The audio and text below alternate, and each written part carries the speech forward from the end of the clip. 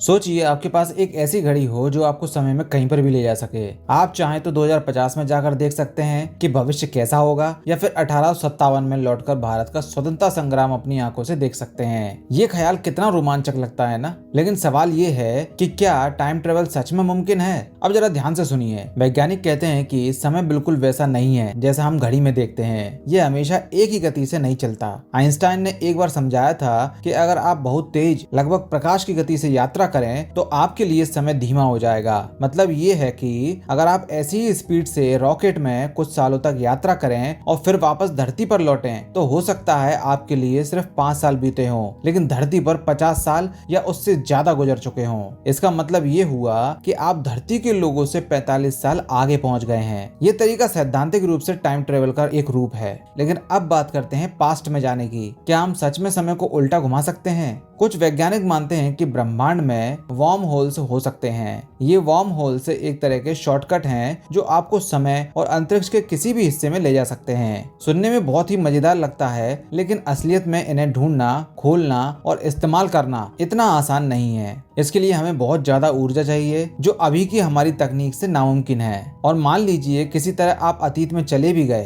तो इससे कई नई समस्याएं खड़ी हो सकती हैं। एक बड़ा सवाल है पैराडॉक्स का। जैसे अगर आप अतीत में जाकर अपने दादा दादी को मिलने से रोक दें, तो क्या आप खुद पैदा होंगे? अगर आप पैदा ही नहीं होंगे तो अतीत में जाकर ये काम करने वाला कौन होगा? ये सवाल इतने उलझे हुए हैं कि इनका जवाब ढूंढना बहुत मुश्किल है। तो अब तक की बात यह है कि टाइम ट्रेवल फिलहाल हमारी कल्पना से बाहर नहीं निकला है। भविष्य में जाना शायद संभव हो, लेकिन अतीत में जाना अभी के लिए नामुमकिन है। पर विज्ञान कभी भी रुकता नहीं है। जो चीजें आज असंभव लगती हैं, हो सकता है कुछ दशकों बाद वही आम हो जाएं। जैसे कभी चांद पर जाना एक सपना था और आज वो सच है।